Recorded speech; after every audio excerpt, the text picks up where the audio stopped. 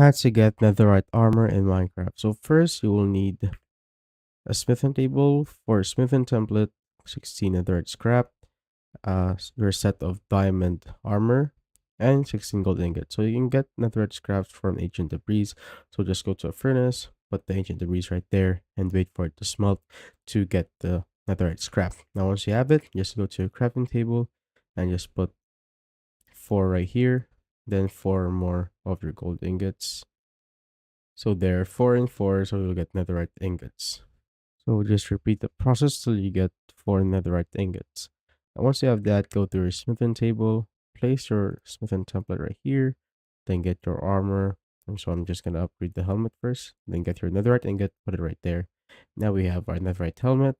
Next is our chest plate, and just repeat this process again and again till you finish your armor set. Now simply get the netherite boots right here.